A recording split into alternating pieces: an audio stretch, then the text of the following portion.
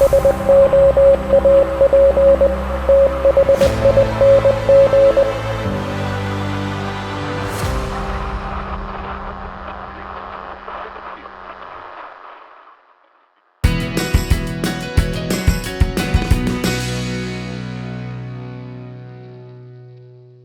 to today's episode of Soap Thing Thoughts. Joining me today is Will of Barrister and Mann. Welcome to the project, and thank you for joining me.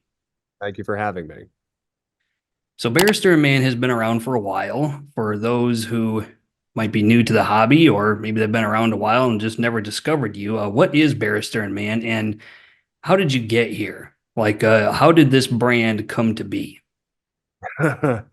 Barrister and Mann is the way I typically describe it to people is that we are a fragrance company whose primary medium is soap. Our main interest, my main interest, is in fragrance history and fragrance design, and shaving soap is sort of how I came to be a part of that world. And I got into wet shaving about 11 years ago through Reddit.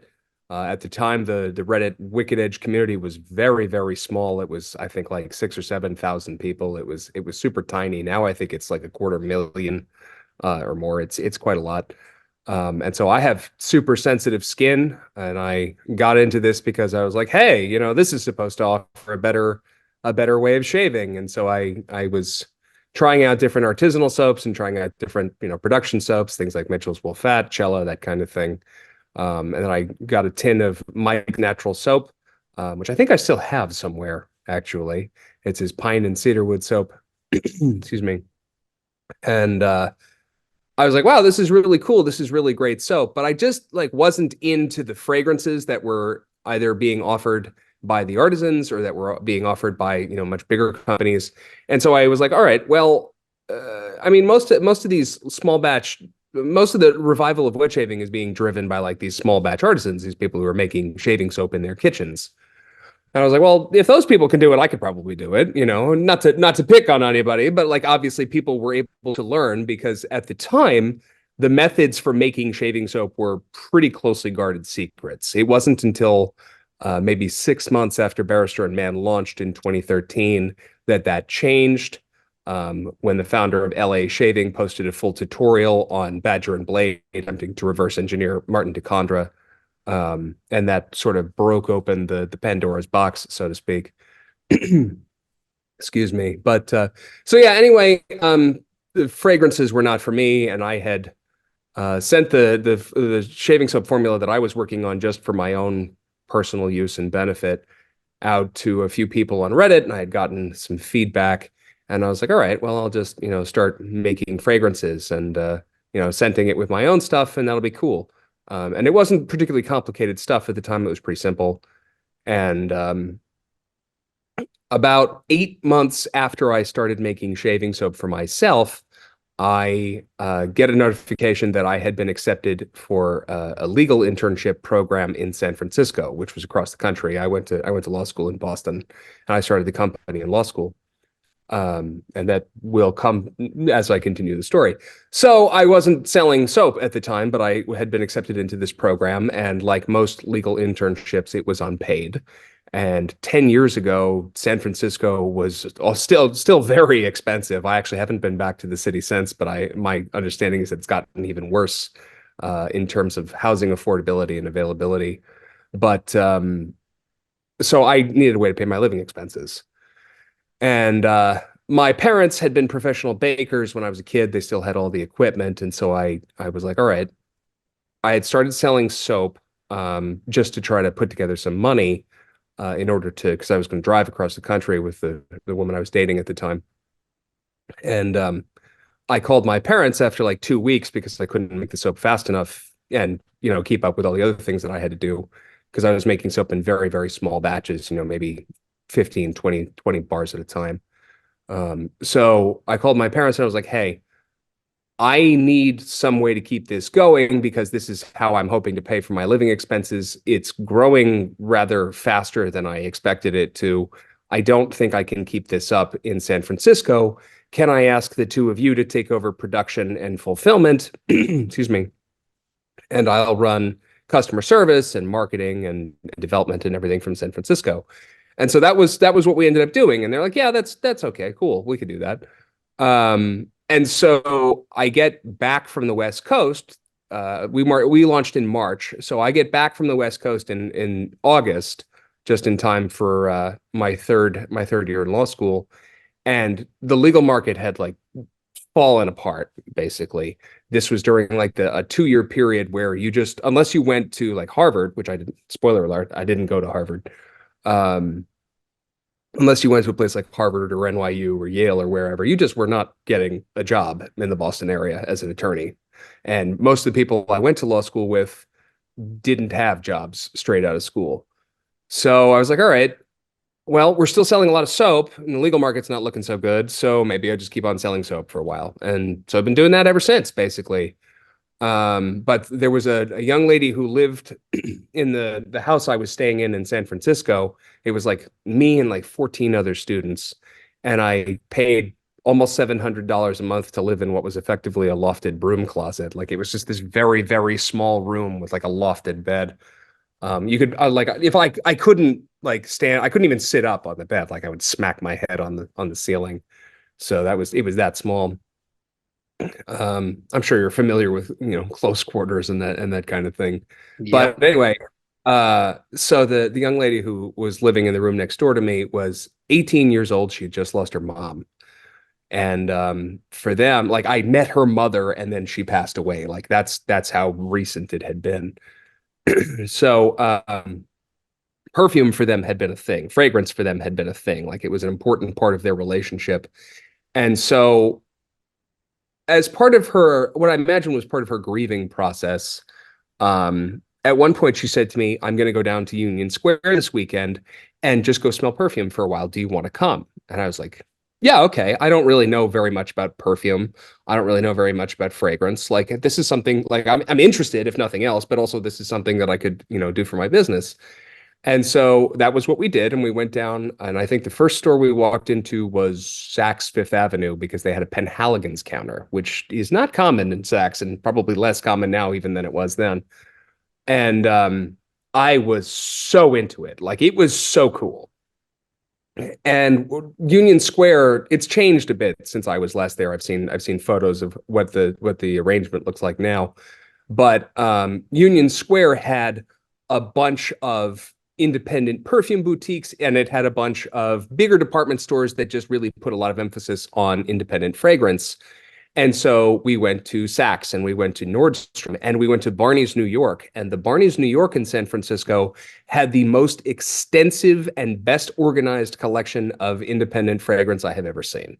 Like it was an entire half floor of this big building. Everything was arrayed very cleanly. All of the perfume reps knew what they were talking about, which is something that occasionally frustrates me when they just hire somebody and just to, peddle whatever.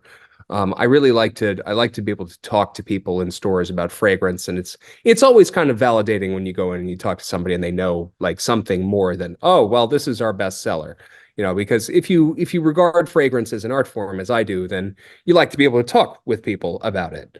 So we went into Barney's and had an absolute blast. And so we just kept on doing this over the course of the summer. We went down there, I don't know, maybe 10 or 15 times.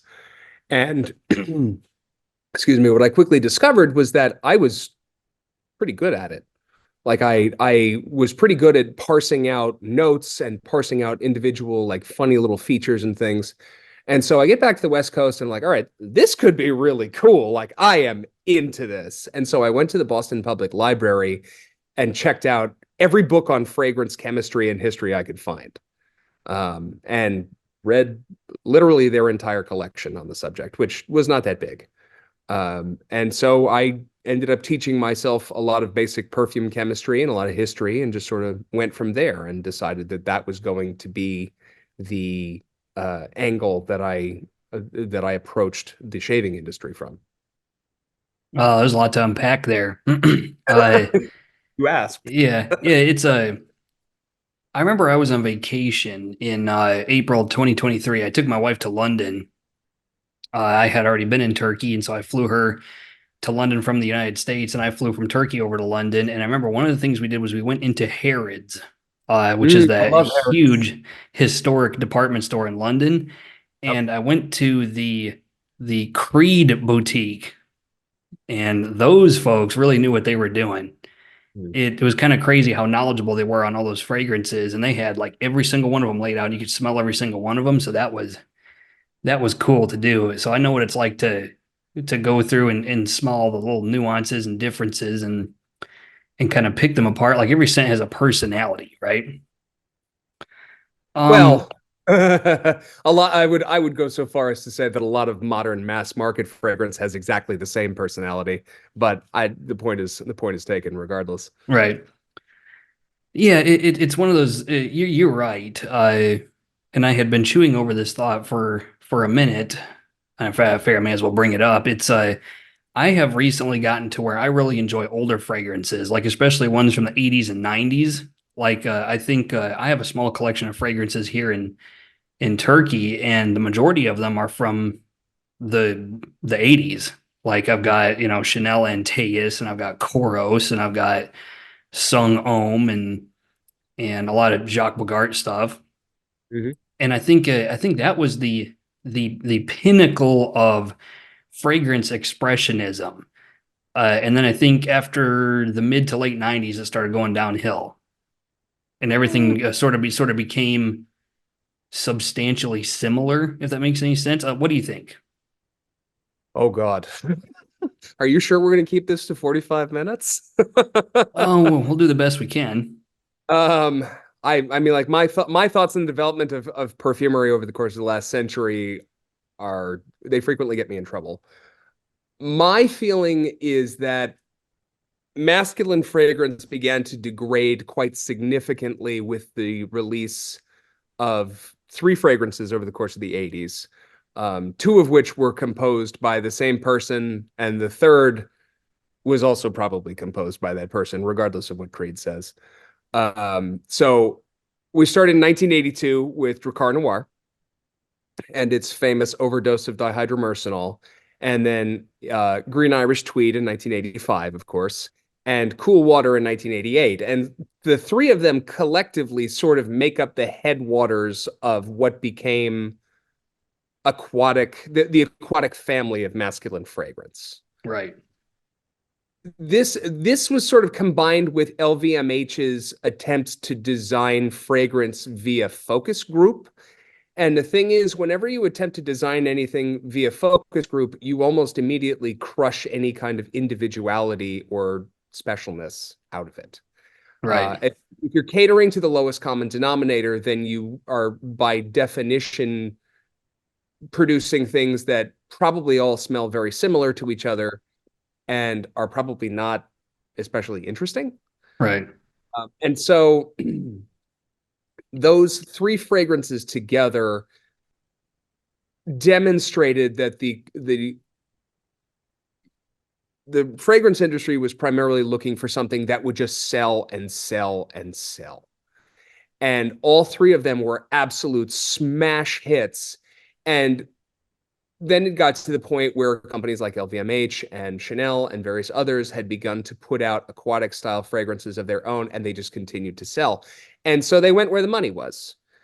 The problem is that, have you ever heard that famous quote by Henry Ford? If I had asked people what they wanted, they would have said faster horses.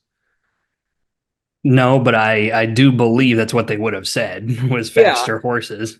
And this is sort of the same thing, is that if you ask people what they want, you're going to get an unimaginative answer. Right. Because, if you ask 100 people what they want, then you're going to go with, whatever the majority says, and the majority is going to give you an easy answer because that's just kind of the nature of how these things work. So So, let me stop you right there because I have a really interesting question. So by what you're saying seems to be that up until that point, the sort of MO of fragrance making was let me show you what you didn't know you wanted. yeah, if you want to call, I mean, you could call it even the Steve Jobs approach. Because like that's something at which he excelled. He was good at explaining to people what they wanted before they knew it themselves, which is why Apple is a $1 trillion company. Right. But yeah, I mean, like that's until I think 1975 or 1977 when LVMH began their focus group program. Um, Perfumery had existed very much in sort of an artistic format. Um, there were perfumers were kind of hired guns, and it was usually like one person was hired to do prestigious work. A lot of times you'd have these companies that hired house perfumers, which is something that some of them still do. Chanel still has a house perfumer. Amouage still has a house perfumer, although I'll be honest with you, I don't know who it is at the moment. Uh, Christopher Chang left the company a few years ago, and I don't know who they replaced him with. But Chanel famously still has a house perfumer. Serge Lutens has a house perfumer, but it was never really a fashion house. It was started as a fragrance company. Serge Lutens came to perfumery when he worked by working for Shiseido, which was really getting into fragrance at the time. But yeah, I mean, like between the advent of the discovery of synthetic coumarin in the 18 late 1870s, 1880s. I don't remember exactly when William Perkin discovered it. Um, and the release of Fougere Royale, and all the way up through the 70s, perfumery was largely dominated by the French, and it was largely regarded as like this old and storied craft. And so there were dynasties. I mean, like the Guerlain family practiced perfumery almost completely by themselves for nearly a century. If Creed's accounts of a similar history are to be believed, they were making fragrances for various members of the landed gentry and Hollywood and whomever. Although the veracity of Creed's claims on the subject is in dispute and has been in dispute for some time. But like perfume, especially during the so-called golden age of perfume, which ended in like the late 60s, maybe the late 70s, if you want to count things like Jeffrey Beam Gray Flannel is like one of the last great golden age fragrances. But from all of that time, like commercial viability was absolutely the top consideration, but art was right behind it, and beauty was right behind it. It was not enough to just make something that smelled like everything that everybody else was making just because it sold. I mean, like there were certainly companies that did that, but the companies that really, the houses that really moved perfumery forward, Coty, Dior, Guerlain, Jacques Fath, Jean Patou, these companies that advanced perfume practice in a way that we haven't seen in quite the same way in modern history. These were companies that took the artistic value of what they were doing very seriously, because they felt that that was the way to not only to make a mark, but also that was the way to really establish themselves commercially. Like if they could produce something that was radically different from what everybody else was making, then they could stand out. And there's a famous story about Francois Coty, and he had walked into some department store. This was in, I think, 1903 or 1904, the story goes. But the way it goes is that he had walked into some department store in Paris, and he was completely unknown at the time. And he was like, "Hey, I want to sell you my perfumes. I've produced these perfumes. I think they're, really great." It being Francois Coty, he was probably a lot more arrogant about it than that, because he was a megalomaniac, in addition to being a lot of other even less complimentary things. And so they told him no, and they were not interested. And he was like, fine. And so the tale goes that he took a bottle of perfume and smashed it on the floor of the perfume department right then and there. And he was swarmed by ladies who were there to buy perfume, and they bought out his entire stock. And that launched the Coty perfume empire. That was sort of that, and the advent of things like Guerlain Jicky and Penhaligon's Blend and Bouquet were sort of the opening salvos of what became the advancement of perfumery in the modern sense. Right. And I mean, like Francois Coty was a genius. He was a jerk. He was also a Nazi sympathizer, but he was a genius. He was a brilliant perfumer. He moved perfumery forward by decades simply by virtue of his innovations. Like he invented chypres, like straight out. He invented one of the three classical families of perfumery. And then he sold it to Guerlain, and they added peach to it, and Mitsuko was born. So, which is Interesting. arguably one of the most significant perfumes of all time, and very much still one of the most significant perfumes in production today. Yeah, it sounds like well, perfumery has quite a history. So I guess I'm not that far off then. I kind of view the early to mid 90s as the beginning of the end. You know, you would say it was about 10 years earlier. In masculine fragrance, yes, I would say that. In feminine fragrance, not to interrupt you, apologize, but in feminine fragrance, I actually think it went a little later. And it was closer to like the mid to late 90s and the advent of things like Tommy Girl and Gucci Rush, which are, don't get me wrong, both beautiful perfumes, but they were very much in this from this demonstrated concept, which had come about through Dior Poison and Mugler Angel, that women should smell like candy, and that was sexy, and that was what women wanted, and that was what men wanted to smell on women, and that was what women wanted to smell like. Whether that's true or not, that's how the industry progressed. And so in much the same way, this catering to the lowest common denominator, that which sells the most, women's fragrances have on a commercial scale become sweeter and sweeter as we have progressed. I can tell you right now that smelling like candy is not how necessarily everybody wants women to smell. Like I remember walking through I think it was a Sephora, and I remember smelling Chanel number 5, which I think was a mid 80s fragrance. Oh, goodness, no. No, No? 1922, 1925? Or what am I thinking Sure. of? You might be thinking of Coco, which came out in 1988. Maybe. Either way, I smelled that and I was like, whoa. Like like people were crazy back then. Like I'm not used to, I guess we're not used to smelling that kind of stuff anymore. I could have swore it was, I gotta look that one up. I Uh 22, 23, 25, something like that. I want to tell you it was 22. I might be off. hmm. Very famously, and I always tell this story because it's one of my favorite perfume history stories, and also one of my favorite marketing stories. Quite famously, Marilyn Monroe was interviewed and did a centerfold for the very first issue of Playboy, right? And the interviewer, I don't remember if it was Hefner or who it was, asked her what she wore to bed, and her response was a drop of number 5 and nothing else. Interesting. Chanel could not have bought better marketing. Like they could not have possibly written a better marketing campaign than the one she just handed to them on a silver platter. But So Chanel is, what, go ahead. I was just going to say, Chanel's fragrances have been synonymous with, you know, big, beautiful, grand, stately style fragrances for basically as long as they've been in the fragrance business. So I'm just going to show this to the camera as a sort of indication that at least I thought I knew what I was talking about. So here, I'm not sure if that's going to focus, but it says Chanel number 5, Eau de Oh, it's Parfum 86. yeah, it's the Eau de Parfum. So Yeah. here's the So thing. that's the one that I smelled, and I was like, whoa, people were wild back then. Like they really, like, fragrances are a lot different than they are today. Yeah. So the way this had worked was that the first house perfumer of Chanel was Ernest Beau.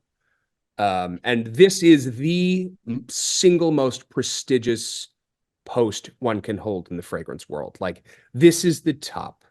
You literally can't, there is no better job. Because generally the house perfumers of Chanel never hold another job. It's like being appointed to the Supreme Court. Right. They either die, as Henri Robert and Ernest Beau did, or they retire, as Jacques Polget did. There have only ever been 4 house perfumers at Chanel. So Ernest Beau was the very first, and he created the original Chanel number 5, which is the one that's the real masterpiece. In the 70s and 80s, partly as an outgrowth of LVMH's market research, and partly just as a way to try to push new ideas, some of the old French houses began remastering their fragrances and sort of updating them, but rather than mess with what had worked for the last 60 years, 50, 60 years, they were reissuing them as the so-called eau de parfum variants.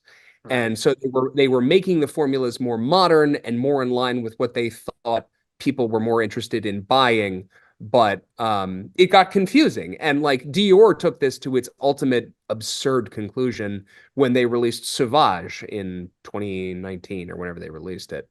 When they diluted their own trademark, they had this fragrance, Eau Sauvage, which had been in production since 1964, 1963, doesn't matter.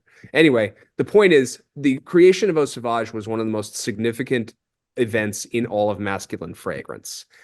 It is an incredibly famous cologne. Then they just, for some reason, released Sauvage and just like attempt to murder the trademark that they had spent 60 years working with, which just doesn't. And they bear no resemblance to each other whatsoever. Why they chose to do this, I still don't understand. But yeah, that's where that comes from. I think necessarily a lot of fragrance houses don't care about their own trademarks. They're just trying to, well, it's like we own the rights to this name, so let's just make something else that has that name. As someone who's trained as an IP attorney, I would be thrilled to debate that with you, but it would be a very long conversation. Okay, I mean, yeah, maybe I'm right, maybe I'm wrong. It doesn't matter, but that's just off the top of my head. I would think it's just like, maybe they're just trying to reuse a name because they own the name. I don't know. Sauvage is so generic that they actually, I mean, like, except in this capacity, like they can't. There's nothing preventing me from using the word sauvage, which is just a generic French word, right? In some capacity. It's just, selling it as if it's a Dior product, that'll get me in trouble. But okay, that makes sense. I would bet you quite a lot that they very much care about all of their trademarks. Well, maybe it just did, but like you said, it seems odd that they would take such a well-known name and just kind of muddle it. So that's the first thing I think of is maybe they don't value it that much, but I could be wrong. Maybe it was just a misstep that they thought was the right thing to do. I don't know. Well, I mean, like, arguably it was the right thing to do because it's, I think, been the top selling masculine for the last 4 or 5 years.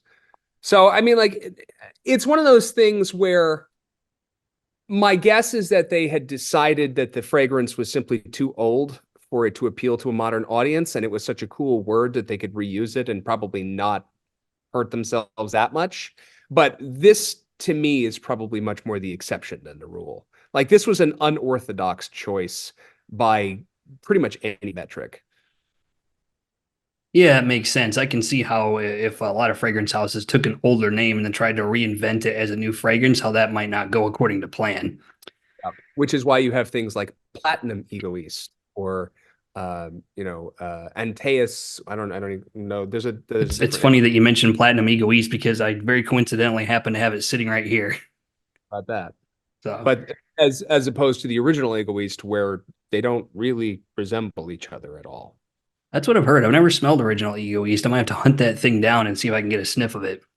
Beautiful. One of the great power sandalwood roses of the 80s. What a beautiful fragrance. I have a bottle of it. No, I definitely have to check that one out. Let's do a hard pivot, as much as I hate doing it that way, and talk about some of your stuff because I think that's what a lot of people are really here to hear about. Okay. One of them that I reviewed, I guess recently, it's been a couple months, but one of them that I thought was really interesting and it's actually growing on me is Promises. If I can get it to focus. Growing on you, is it? Well, it's one of those things where I tried it and I had an appreciation for the scent character, but I was just like, it's not quite in my wheelhouse. But the more I smell it, the more I'm just like, it makes sense to me. Now, for those who are not aware, this is more or less a snowmobile exhaust type of scent. So when you come up with a scent like that, like how does that work? Are you just like, in your off, your building or wherever it is you make fragrances and you're just screwing around with scents and you're like, you know what? That smells like snowmobile exhaust. That's what I'm going to do with it. Or like how does something like this, such a oddly specific scent, how does that shake out?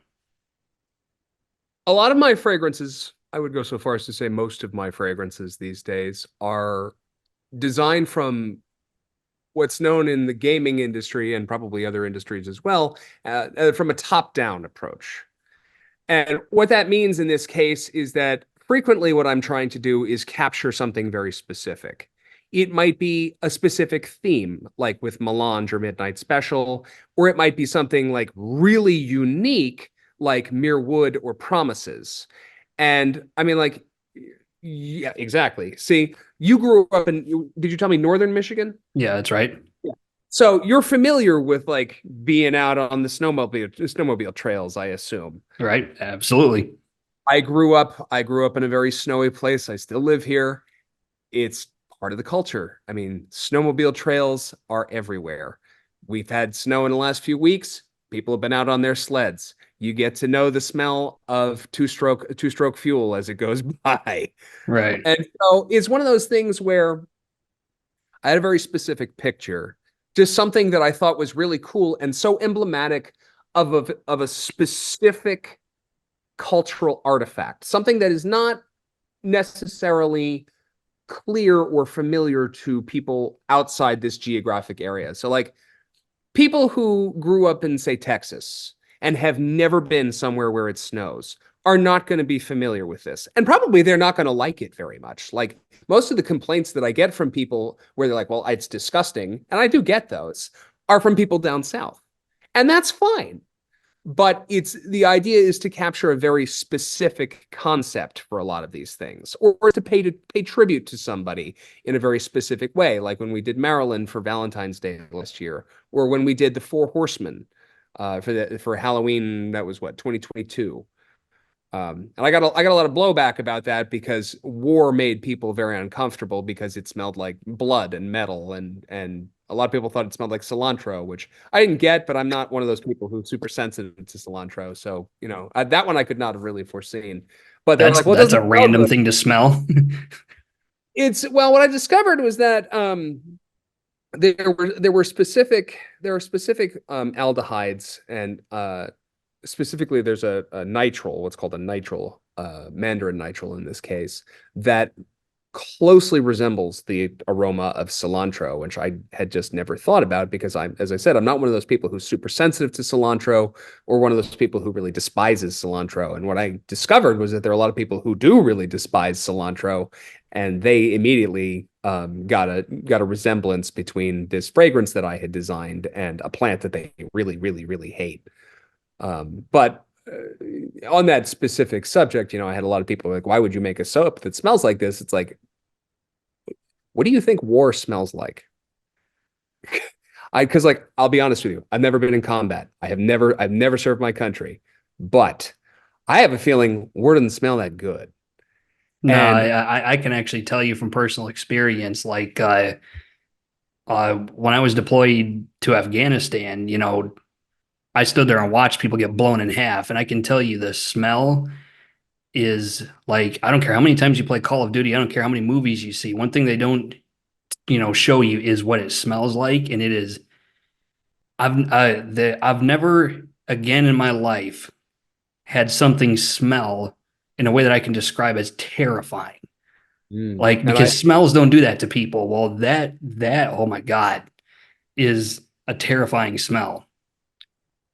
and that was always my thinking about it. And curiously, I think I actually got fairly close because I had somebody send me an email not long after we released the Four Horsemen, and he was like, "Hey, I want you to know, like, he's like, I'm retired now, but I've been in combat," and he's like, "This, I don't." He's like, "I don't like this because this is too close to home." He's like, "This is far too accurate for what it should be." He's like, "I'm not surprised that you're getting a lot of pushback from people because like."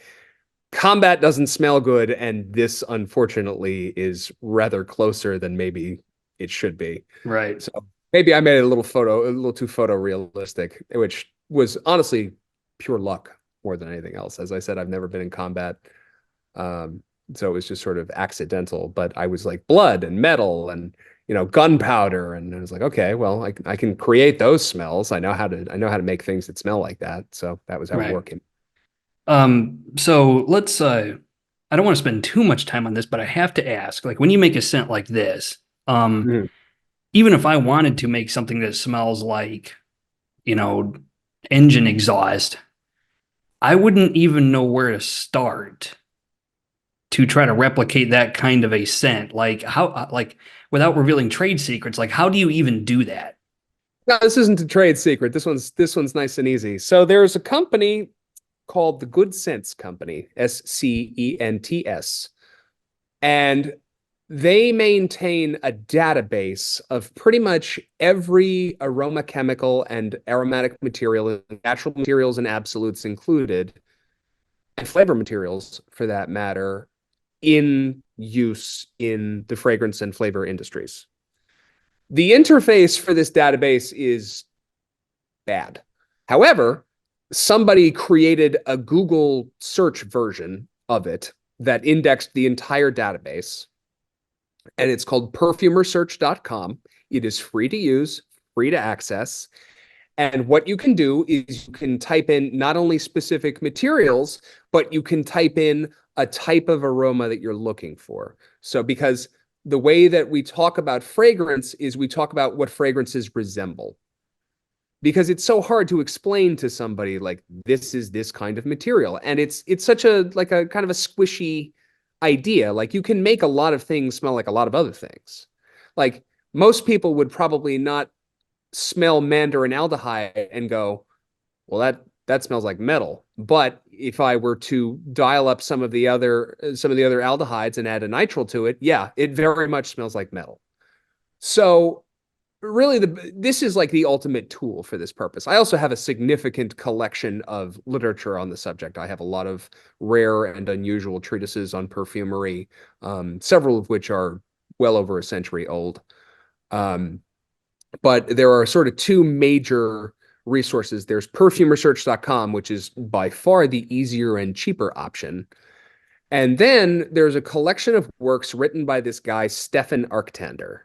And Arctander went through and smelled pretty much every natural material that was available to him and every synthetic material that was available to him, and just kind of wrote down extensive notes on what they all smelled like and collected them into books.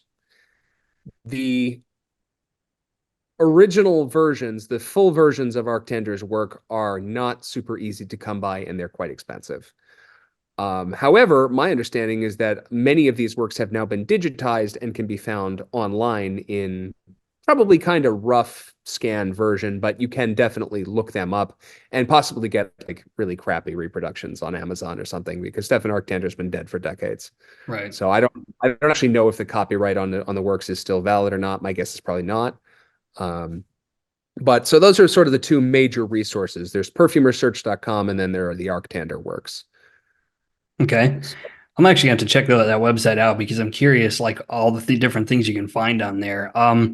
Let's go over two more. I don't have as big a collection here in Turkey as I do in my primary collection back in the States, but I do have two more. One of them I sort of had a new attachment for after I took my wife to London, and that one's Cheshire. Ah, So nice. In London, the, unfortunately, Big Ben was under construction. I've never seen it without its scaffolding. so when I went to London, we luckily got there right after they took all the scaffolding off. And so I that clock tower looked perfect. It was Cool. kind of crazy to see. And they did a good job on that. But this is, I think, Earl Grey tea Yes, mostly. sir. Yes, sir. Entirely natural, in fact. The only main production fragrance that we manufacture that's essential oil only. Okay. Just really quickly, what was the inspiration behind this? You were just like, you know what? I'm not seeing a lot of tea scents out there. Let's do that. So 10 years ago, the wet shaving world was a lot smaller and a lot stranger. And I say that with love. There were a few review blogs. This was as I mean, like Instagram, I think was still its own company at this point. It hadn't yet been bought by Facebook. Like it was just a different world. And so there were a few like independent wet shaving review blogs that had a really big impact on this nascent market. And among them was like Leisure Guy's Later On blog, which I believe is still active. I'm pretty sure he's still maintaining it. But there were a few others. And one of them had made the point that he had never smelled an Earl Grey tea scent in shaving soap that he felt was accurate. And I was like, okay, well, I love Earl Grey. It's my favorite black tea. Let me give it a shot. And so I tinkered with it. And spoiler for anybody who's curious, I worked from Bigelow Earl Grey and basically stood there with a bag of tea in one hand and a dropper of bergamot oil in the other until I was happy with it and went from there. But its intent was to produce as realistic an Earl Grey fragrance as possible. Yeah, I think you did a pretty good job. The only thing I would add is my experience with British tea is that it's quite milked down, and so this smells like Earl Grey tea without it. Right. And that was the intention. I Right. don't drink milk in my tea. And I especially with Earl Grey, like I don't enjoy that combination. So I was very much working from the base black tea Right. aroma, opposed to like finished tea that one might drink. It is a good scent. It's a phenomenal scent. I gotta say though, the one that I think impressed me the most, like I got it like I got it in the mail and I was like, wow, I figured I'd like it, but I didn't think I would like it that much, is Fougere Angelique. So you've got to tell me the story about this one. Oh God. Okay, so you can't really tell the story of Fougere Angelique without the story of Fougere Gothique, its predecessor. Okay. In 2017, I got the bright idea to design a fragrance that um, is what the devil might wear if he walked on Earth among us. This was for Halloween. Okay. This upset some people, but the fragrance itself proved to be very popular. And so, maybe a year after that, Maggard Razors came to me and they said, "Hey, we'd like to commission sort of the other side of the coin, and we would like an angelic version. And so, can we maybe talk about doing this as an exclusive and doing them both?" And I went, "Okay, So let me get this straight. This is what God is supposed to smell like. angels. Let's go with angels. If you like Okay. the Archangel Gabriel." Okay. But for any of you out there who are very much into the heavenly host, but yeah, that's how it came. That's how it came to exist. And so, pretty much what I did was I tore down the structure of Gothique down to like its base core chord, and then rebuilt it around a different idea. My original idea, which actually sort of ended up more as Nordost than it is than anything else. My original idea was this like smoked powdery orange. What I was trying to do was I was trying to capture like the smell, like the olfactory impression of like blinding heavenly light. I couldn't quite get the orange to where I wanted it at that point, and it would take me another 2 years to do so. Another year and a half to do so.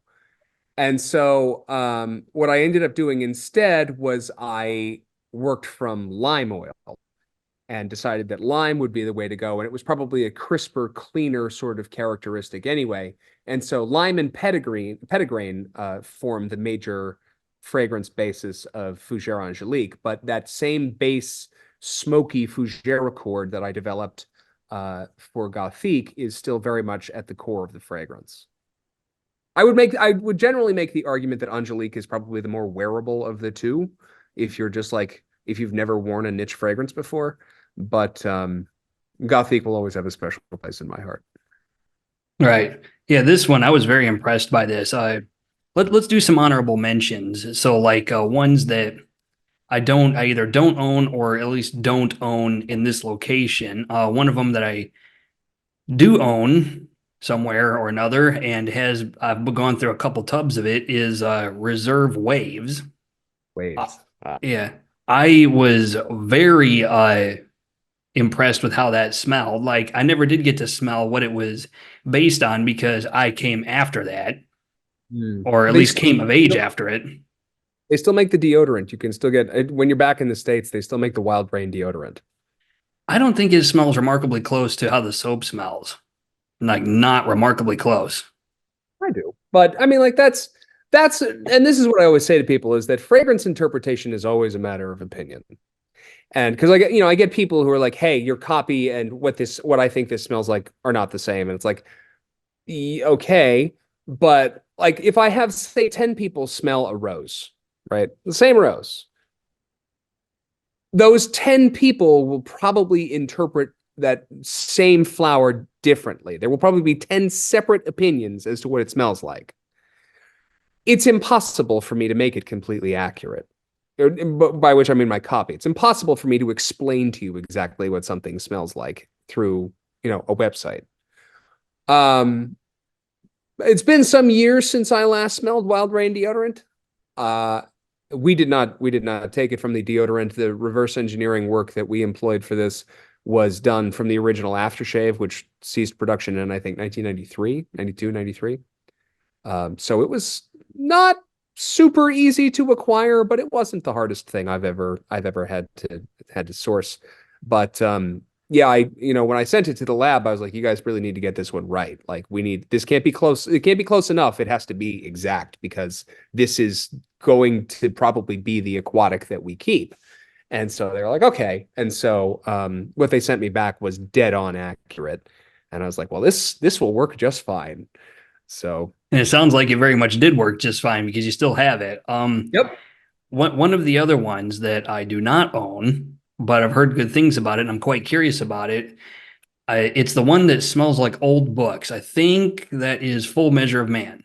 I don't know if I'd say that it smells like old books. What I would tell you is that it was meant to capture a very specific vision. This picture of a man with a glass of whiskey in a library in front of a roaring fire with leather upholstered chairs and ottomans and things. But I would not want to tell you that it smells like old books because old books have a very distinctive character, and that's not Full Measure of Man. Full Measure of Man is a lot sweeter than that, for one thing. Okay. Partly owing to the fact that I chose to take the tobacco accord in a sweeter direction, which some people like and some people don't. And what I discovered is that in the production process, it works fine in shaving soap and it works fine in bar soap because you burn off some of the sweetness in the course of production. But aftershave splash, aftershave balm, eau de toilette, beard oil, etc., still retains that full measure of sweetness. And for some people, it's a little too much. And I've been very reluctant to adjust it all that heavily because I'm concerned that I'll end up like burning out what makes it special in soap. So I don't know. I haven't quite figured out what we're going to do with Full Measure of Man just yet. Hmm. But I would not want you to try it and think that I had a specific intention and that was not my intention. Okay. It's actually, there is a fragrance out there made by Powell's Books that does smell like old books. My girlfriend got it for me for my birthday a couple of years ago. It's really cool. I got two more questions for you, and then we can wrap this up. One is one of the scents I really liked was your just straight sandalwood scent, which doesn't seem to be coming back anytime soon. Can you give me a quick story about that? I got hate mail. I would not have believed this one possible, but I got to tell you, people just continue to surprise. So we did it as part of our limited edition Soft Heart series, which we had launched just before the pandemic, and allowed me to experiment with small batch runs in the course of COVID and the entire shutdown. And so we launched Sandalwood that as part of that line because this was the sandalwood accord that I had developed from scratch for use in Fougère Gothique. And I quite like it. I mean, like, it's not a luxury sandalwood fragrance, but if you ever smelled it side by side with the genuine article, it's fairly close, at least to my nose. And I did work from actual sandalwood. It was about 40-year-old sandalwood. So it was popular, and I was like, okay, this is cool. So we then re-released it in a sort of updated version of that base, where I had managed to harden the product a bit. And for one thing, something seems to have gone wrong with some of the jars in the initial batch. For some reason, this stuff got really soft, and I still don't know what happened, because like there was nothing in my notes to indicate that anything about the product should have been weird, and it didn't do it immediately. It did it like 2 months later. Like, people bought the soap, and then it was strange after that. So that was weird. But the other thing about it was that I got hate mail from people who were like, "You told me that this would smell exactly like sandalwood," which, by the way, is $10,000 a kilo, if not more. And they're like, "You told me it would smell exactly like real sandalwood, and it does not. It smells only 95% like real sandalwood. How dare you?" And I was like, "Okay, calm down." But people got really mad about it, for reasons I never really understood. And so, rather than continue to poke the hornet's nest, I decided that that would be the last time that we released it as it was. Well, that's unfortunate. I mean, if it makes you feel any better, I don't care whether or not it smells like real sandalwood. All I know is that it just smells freaking good. That's all I care about. I mean, Uh, I really like it. I always liked it. I still have a private stock of my own. But yeah, people got so upset about it, and their belief that I had lied to them, that I just decided that it wasn't worth the headache to try it again. okay. Now I got a wild card question for you. Uh, what is the the scent that you made it and it straight up gave you goosebumps? Like, whoa, sometimes I'm so good I scare myself. Like, I don't care if this sells good or not. I am proud of this. Um, I don't know if I have one of those, but what I do have, I have a story that's kind of in that same vein. So I had been kicking around. I don't know if you've smelled Vespers, which we released for Christmas a few years ago and has come back intermittently since. It's one of my prouder accomplishments, and one of my favorite uses of the Mousse de Saxe base that I reverse engineered, which I did just by smell. There was no chemical analysis. A mistranslation kind of prompted me to incorporate something into my design that is not part of the original, but that's neither here nor there. Anyway, the point is that I had been kicking this idea around for some months. And for anyone who's not aware of this, and I don't know if you're aware of this, Ben, my mother co-owns the company with me. Okay. And she had been like, "Okay, are you going to do this? Are you going to do this? Do you have this fragrance ready? Is it ready to go? Are we going to do production? Or is it ready to go?" For months, this went on and on and on. And I just didn't get to it. I was still kind of like conceptualizing it in my head, but I just did not get to actually work on the fragrance itself. And so finally we, come to go time, and she was like, "You need to do this now, or we're not going to be able to do this release." And I was like, "Okay."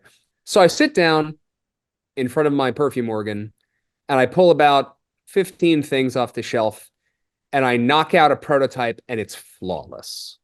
And one of the only times, this has maybe happened 2 or 3 times in my entire life, one of the only times I've ever gotten something so right on the first try. And I handed it to my mother, and I said, "This is it. This is Vespers." And she gave me this look, and she went, "I hate you sometimes."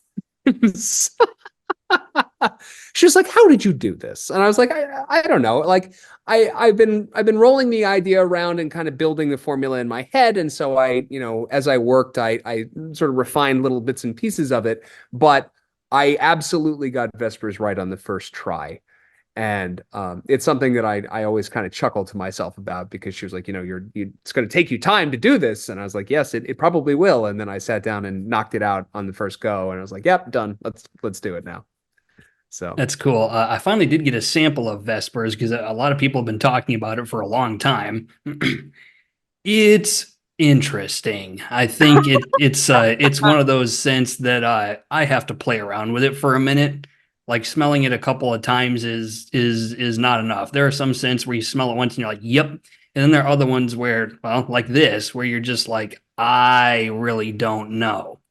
And you got to spend time with it. So, Fair enough. Fair uh, enough. so I got to spend time with it. Yeah. So I'm going to ask you the final question. That's the same question I ask everybody. What advice can you give to new shavers or even seasoned shavers? What have you learned about wet shaving that you can pass on to other people? Two things.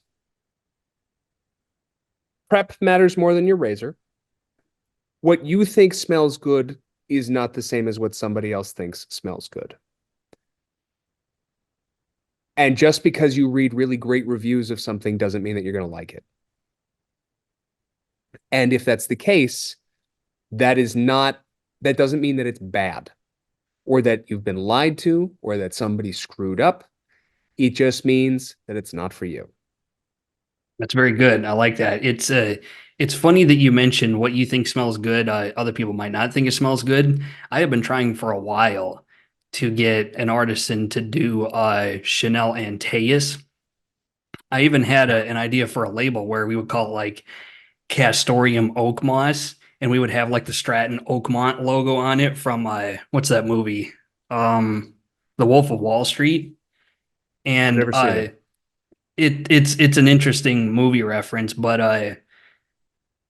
every time I get an artisan to smell it, a sample of Chanel Antaeus, they get it in their hands and they smell it and they're like, "Oh God, no, I can't move this; it won't sell." For that, I would say Leviathan has long been our best-selling seasonal fragrance and contains significantly more castoreum than Chanel Antaeus does. I think I need to take a look at Leviathan then. That's we sell a lot of Leviathan every year. To the point that I've considered making it a permanent addition to the line, but in like June in say Mississippi, I would not want to shave with something like Leviathan, and I would get angry emails. Yeah, I can see that. I can definitely see that. Knowing what Castorium smells like, yeah, you want to be careful if you're going to use that. Uh, well, Will, I appreciate you coming on to talk with us and talk about fragrances. You're clearly passionate about fragrances a lot more than I thought you would be. And it seems like you really know what you're doing. You really put some effort into it, which is good to see. We all appreciate the effort that you put into making truly unique shaving products and fragrances. And I think your products are going to be in my den for a long time. I'll tell you that much. Well, thank you. I'm very glad to hear that. Thanks Well, for your time everybody, today. I'm sorry. Go ahead.